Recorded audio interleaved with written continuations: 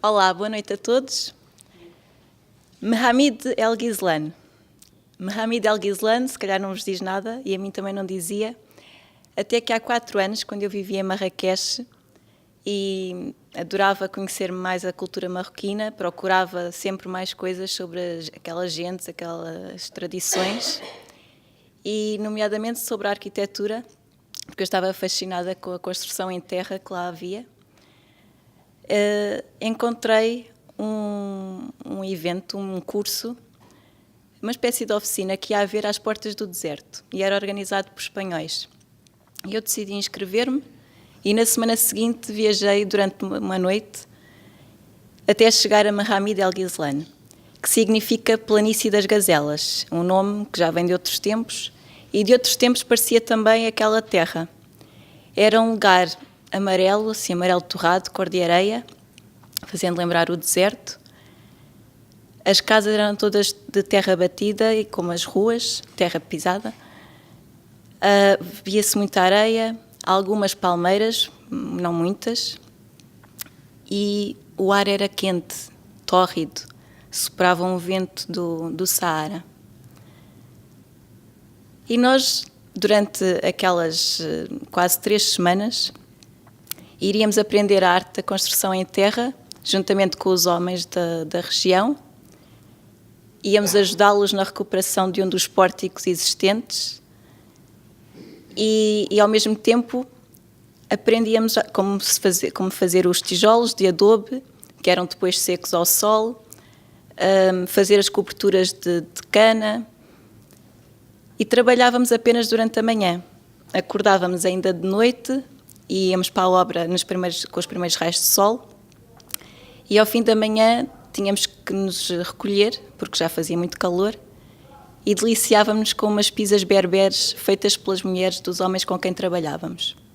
Nós não conhecíamos as mulheres, porque elas estavam às vezes à porta de casa, mas rapidamente se escondiam de nós.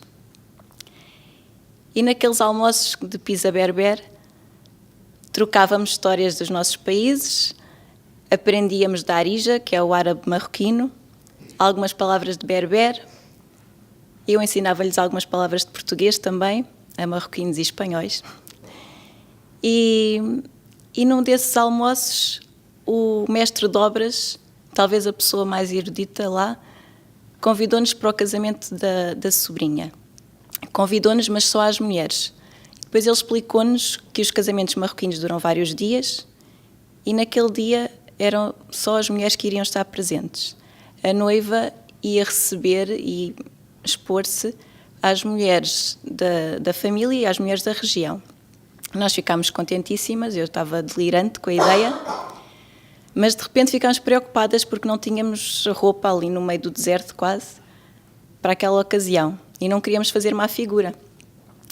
Então lembrámos-nos que numa das poucas lojas que havia tínhamos visto uns panos que eles usam para enrolar na cabeça, para se protegerem do sol, e resolvemos comprar um pano, cada um de sua cor, e lá fomos todas coloridas. Antes de sairmos, no dia do casamento, e preocupadas em cobrir a cabeça e os ombros, a nossa formadora trazia um pequeno embrulho e disse que se tinha lembrado daquele recuerdo que tinha trazido de Espanha, e pelo menos assim podíamos oferecer aquele presente à noiva em sinal do nosso agradecimento. E lá fomos nós em direção à festa. Quando chegámos, encaminharam-nos para o espaço exterior de uma casa. Era um espaço todo envolto e coberto por lonas, que percebemos mais tarde que era por causa dos olhares curiosos dos homens. E ali, logo à entrada, havia uma espécie de palco de madeira com uma cadeira assim, com uns tecidos brilhantes e ao lado uma rapariga que tomava notas num caderno.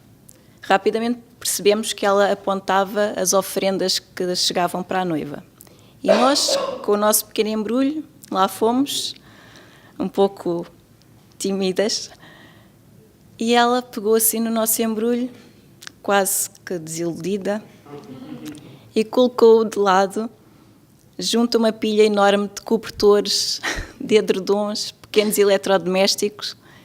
E nós ficamos um pouco embaraçadas com a situação e rapidamente nos sentámos no chão, junto com as outras mulheres que lá estavam. Nós só queríamos era desaparecer naquele momento. Entretanto, chegavam mais e mais mulheres. Todas elas falavam sobre nós, porque nós sentíamos que elas olhavam na nossa direção, sussurravam, punham a mão à frente da cara e riam. E, de repente, um silêncio ensurdecedor. Toda a gente olhava na mesma direção. Tinha chegado a noiva.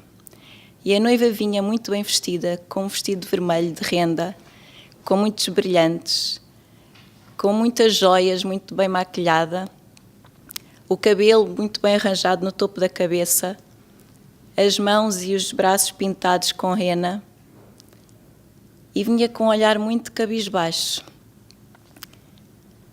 Entretanto, rapidamente nos apercebemos que estar ali exposta quase como uma obra de arte para as outras pessoas não devia ser nada agradável, especialmente porque a mãe dela ia movimentando a noiva e os seus braços e a sua cabeça de acordo com o que ela achava ser a melhor posição para as fotografias e para as filmagens.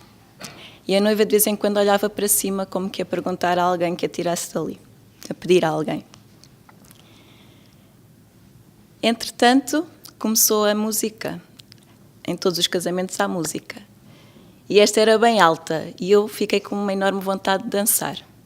Parecia que a música me entrava no corpo e me pedia para dançar. Mas ninguém se levantava. Estava tudo muito envergonhado. Eu falei com as espanholas e elas diziam que não sabiam dançar aquele tipo de música. Eu também não, mas só queria dançar. E de repente olhei à minha volta à procura de uma solução e o meu olhar cruzou-se com uma senhora, talvez a mulher mais velha que ali estava, a anciã, que me fez assim com a mão. E eu levantei-me, perguntei se era comigo.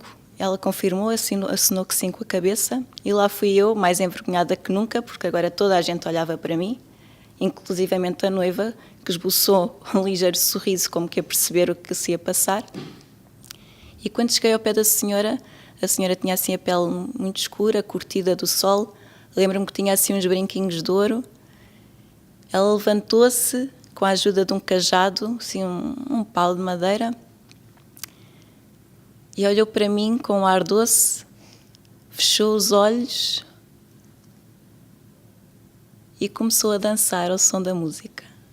Eu senti que naquele momento tínhamos sido aceitos naquele grupo. Não só nós tínhamos sido aceitos, mas como ela tinha autorizado as outras mulheres a acolherem-nos ali. E naquele momento não havia distâncias, éramos apenas mulheres, todas iguais, todas a dançar, como as flores daquele deserto. E naquele dia tivemos a oportunidade de ver ainda mais 7 vestidos da noiva e de lhe dizer uma das palavras que aprendemos propositadamente para a ocasião. Mabruk. Mabruk quer dizer felicidades. E por isso, Mabruk para vocês também.